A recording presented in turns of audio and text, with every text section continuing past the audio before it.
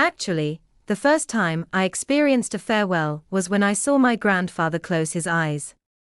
My instinct surged with a strong desire. I so hoped his soul, his essence, was going somewhere.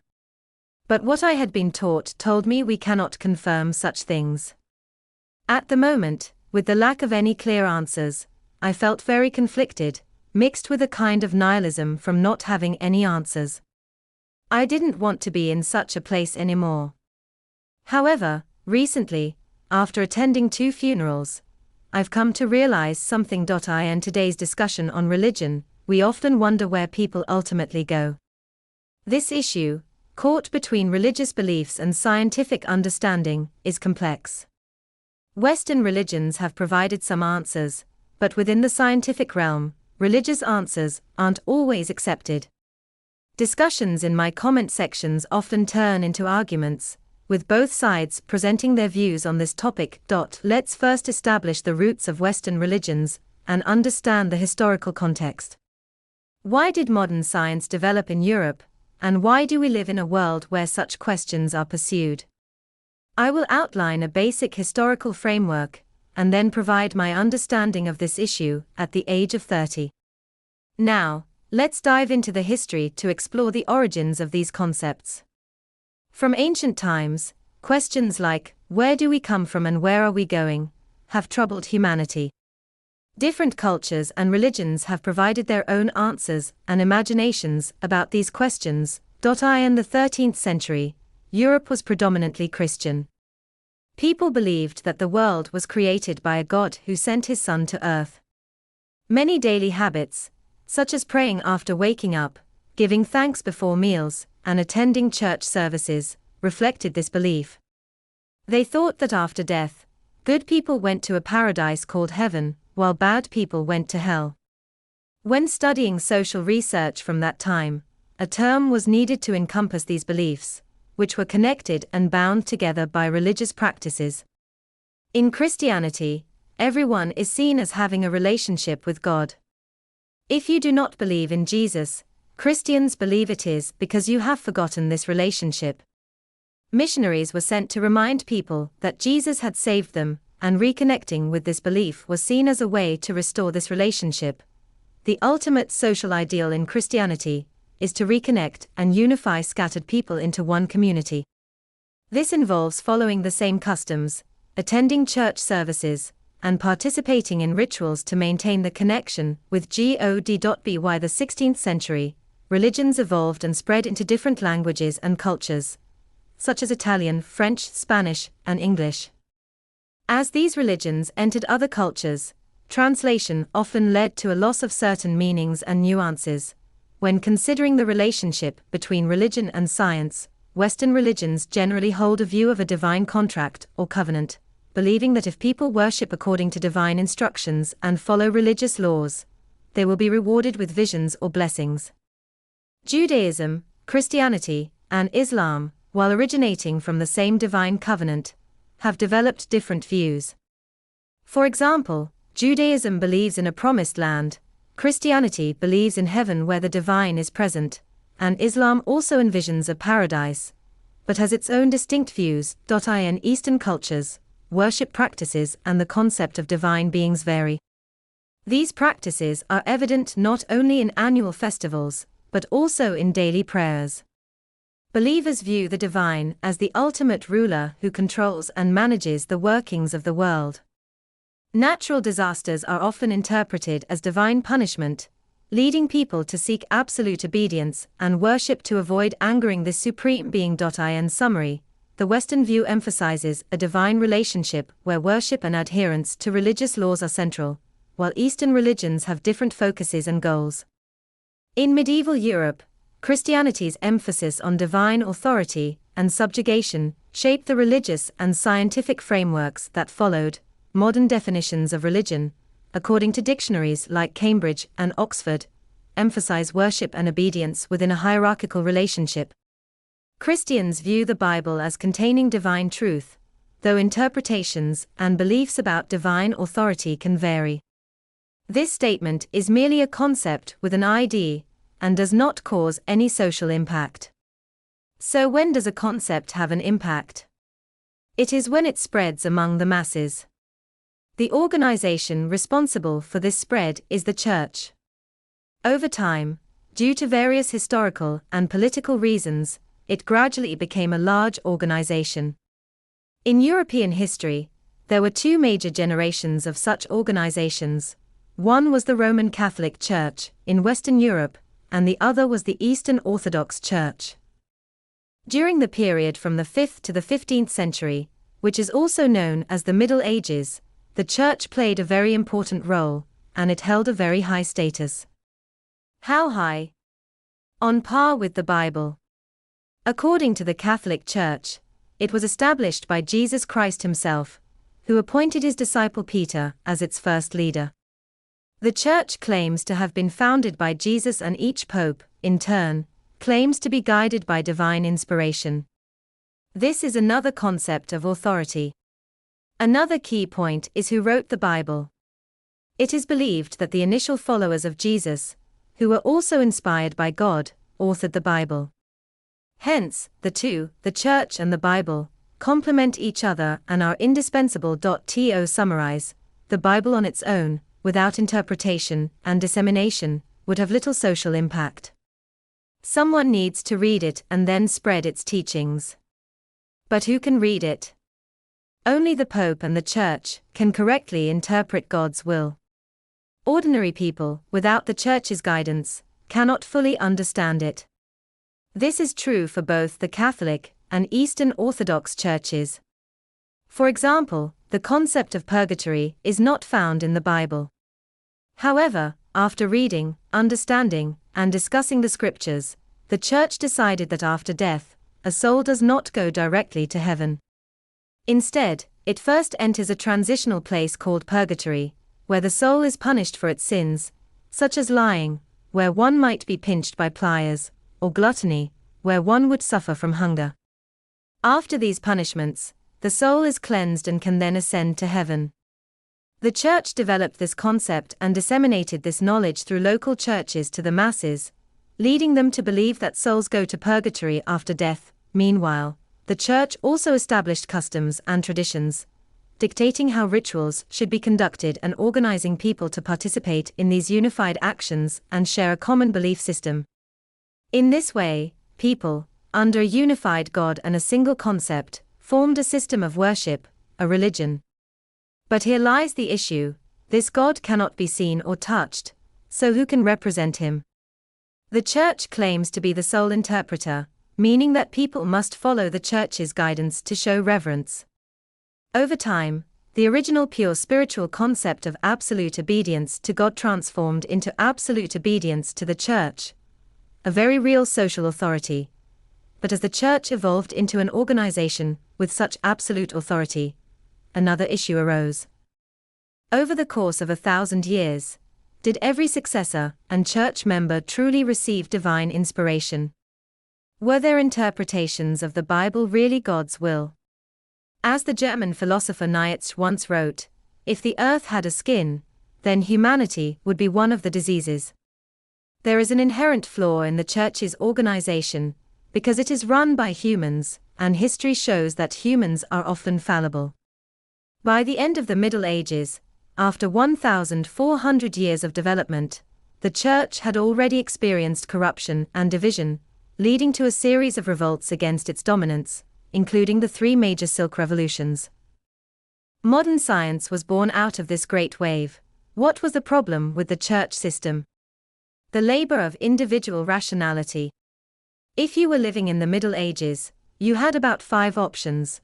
You could be a farmer, learn a trade to become a craftsman, engage in commerce, or aspire to become a noble. Another option, available to a few, was to pursue an education provided by the Church. Ordinary people could go to the local church to learn the basics, such as grammar, rhetoric, and logic, which were meant to improve language skills. In the next stage, you would study arithmetic, music, geometry, and astronomy. If you advanced further, you would enter a monastery to study law, medicine, and theology. After graduation, you could hold a high-status job within the Church, conducting rituals like Mass, or work as a clerk for the church or court. In that time, you would be considered an intellectual. The cleverest might become painters, sculptors, architects, or engage in charity work, providing shelter for the poor, treating the sick, or offering social welfare. You would notice that the church's education system was based on reason. Logic, rhetoric, arithmetic, and the study of law and philosophy all developed one's rationality and logical reasoning. It was under this rational education that the earliest astronomers emerged, such as the Polish scientist Copernicus. In the early 16th century, Copernicus observed the heavens and calculated a model of the universe, proposing that the Earth orbits the Sun. This idea was contrary to the Church's geocentric model, which originated from the ancient Greek philosopher Ptolemy. According to Ptolemy, the universe revolves around the Earth, with the Sun orbiting it. Why did the Church support the geocentric model? Because it aligned with the Bible's account of creation, where God created heaven and earth first, followed by light. The Earth, being God's first creation, was considered the center of the universe. Thus, the geocentric model was deemed correct. Now, if Copernicus proposed a heliocentric model, it implied that the Church's interpretation was wrong. The Church, claiming divine authority, could not possibly be wrong, and any contradictory statement was seen as heresy. Later, the Italian philosopher Bruno openly supported heliocentrism and called for its wider acceptance. However, his advocacy greatly harmed the Church's reputation, leading to his execution in Rome's square. Galileo also discovered, through observation, that Jupiter had 4 moons orbiting it, proving that celestial bodies could revolve around something other than the Earth. Realizing that Earth was not the center of the universe, Galileo also supported heliocentrism, but he spent the rest of his life under house arrest by the Church. This reveals a fundamental flaw in the Church's system. While it educated people, it also sought to control the dissemination of knowledge. Architects, painters, and sculptors produced works influenced by this education. Similarly, due to the extensive promotion by the Church, I believe you might be able to escape the influence of religious views if you don't conform and maintain a critical perspective. However, few people are able to do this. The problem becomes apparent. Although the Church's education allowed people to explore knowledge and discover patterns based on reason, it was still shrouded in a layer of religious dogma and heresy. Thus, the Church became a monopoly on knowledge dissemination, gradually and subtly enforcing superstitious religious beliefs that required unconditional faith. The question was not about whether you were a believer or not. The issue was with how the Church's information was propagated unconditionally. In such an environment, people would not question, but simply accept information as truth, leading to a lack of critical thinking and the acceptance of superstition. For example, in the Middle Ages, there were superstitions about group illnesses within communities. If someone had unusual spots or marks on their body, it was believed to be due to witchcraft, often attributed to women. Some believed that body parts were related to zodiac signs, such as head with Aries, neck with Taurus, feet with Pisces. If you had pain in a particular area, you might consult astrology to determine the best time for treatment. Such superstitions were widespread. Superstition here refers not just to divination or astrology, but to the attitude people have towards accepting things. For instance, whether a group illness was caused by witchcraft, or if zodiac signs had any real effect were questions without strong evidence. People chose to believe directly because they lacked the means to verify the truth. In such a situation, people blindly accepted information based on authority and the frequency with which it was repeated. Now let's turn the clock back to the 6th or 7th century BCE, to ancient Greece. The Greeks loved to think deeply. When they observed the sea, the night sky, and the movements around them, they became curious. Aristotle pondered why objects move or stop, and Archimedes formulated the principle of buoyancy, stating that with a lever and a fulcrum, he could lift the earth. In ancient Greece, people were already studying natural laws through visible and tangible means. They didn't delve into deeper, abstract questions like the nature of existence or the soul. What is existence? Do people have souls? What about dreams? Philosophy, to summarize in one sentence, is the study of how humans, starting from ignorance, use sensory observation, logical reasoning, and systematic methods to gain accurate knowledge. Philosophers aimed to understand the world through these methods, fostering a spirit of inquiry and rationality. However, as time went on, the geocentric model proposed by Ptolemy was found to be inaccurate. The Greeks had realized that human senses could be deceived and logic could be flawed. Thus, they continuously sought ways to verify the accuracy of knowledge and its alignment with eternal truths about the universe. This quest for knowledge and truth spread across Europe, but from the 4th century onwards, it faced a decline. Christianity became favored by Roman emperors and was established as the only legal religion in the empire. Everyone was required to adhere to Christianity, and its doctrines became the sole truth. The Greek academies, which had not accepted Jesus as the truth, were closed. All educational institutions were taken over by the Church. In the Middle Ages, people were born into ignorance, and the Church imposed its doctrines as truth. There was no room for questioning or curiosity. The Church's teachings were considered eternal truths. This is why superstition was widespread in the Middle Ages. In such an environment, personal reasoning was stifled, and education directed people to accept rather than think critically, akin to elementary students simply learning answers without understanding the problem-solving process. As a result, exploration of natural knowledge came to a halt, with research focusing solely on biblical studies. Everything must revolve around theology, such as how to prove the existence of God, how to understand the relationship between God and mankind, and what plans God has for humanity, these abstract concepts. In other words, during the 1,000 years of the Middle Ages, the entire intellectual life of Western Europe was locked within the framework of Christianity and the Church. This was a period of isolation for Europe, but things began to change around the 14th century.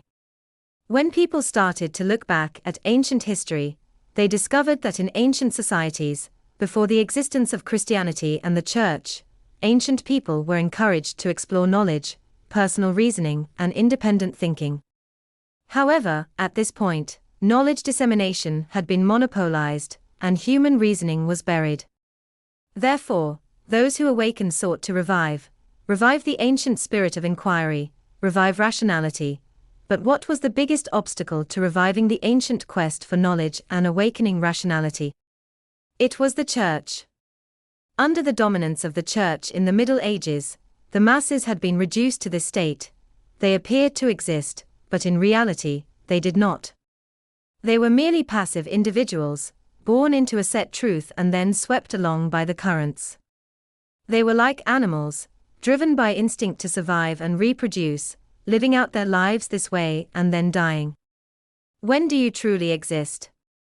It's when you close your eyes, and your mind, the part of your consciousness capable of rational thought, starts working.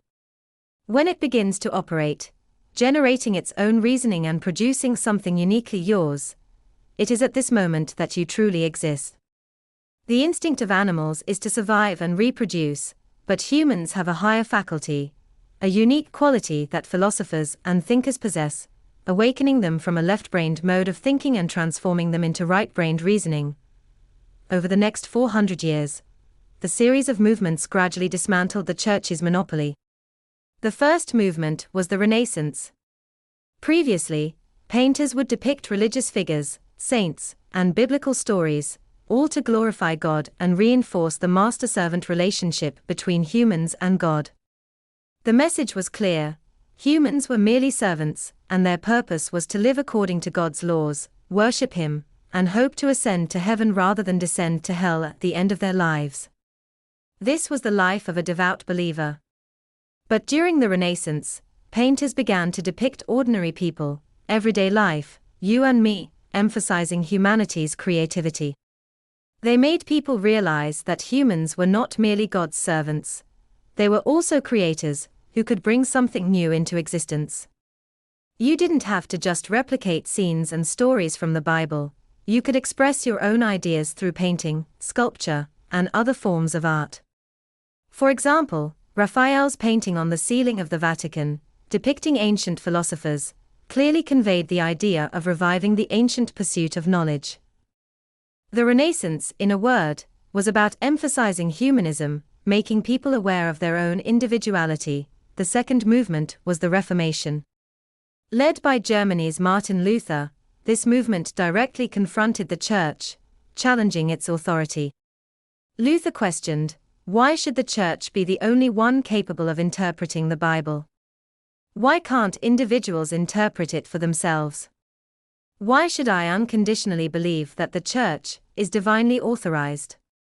Why can't I believe that God has given everyone the same right to interpret the Bible? This movement greatly shook the Church's authority, especially in Germany, where the Church lost much of its influence as many people broke free and began to read the Bible independently, leading to a growing number of awakened individuals. The third movement pushed things further. Individuals became increasingly bold, declaring that not only did they have the freedom to interpret the Bible, but they also had the freedom to understand the origins of all things. This explosion of thought led to various interpretations of God, and even the outright rejection of God. Over nearly 400 years of economic, political, philosophical, and artistic development, social order underwent significant changes, and the Church's influence gradually diminished. With the advocacy of Enlightenment thinkers, education also underwent reform. People were no longer taught to blindly accept the truth from the Church, but were encouraged to discover knowledge through their own reasoning and to understand the world using their intellect. After centuries of exploration, philosophers and thinkers established a new knowledge dissemination system based on scientific principles. This new system effectively addressed the problems of knowledge monopolization and widespread superstition. As a result, people returned to the rational pursuit of knowledge and exploration, and with the liberation of human reason, Europe experienced an explosion of new knowledge. This concludes today's content. You may have noticed that I haven't directly discussed the relationship between religion and science in this episode. I have focused more on analyzing the new knowledge dissemination system. In the next episode, we will concentrate on the conflict between religion and science, systematically comparing their characteristics and limitations, and attempting to answer the questions I raised at the beginning. I believe this will provide you with some valuable insights. If you enjoyed today's content, please share the video with your friends. See you next time.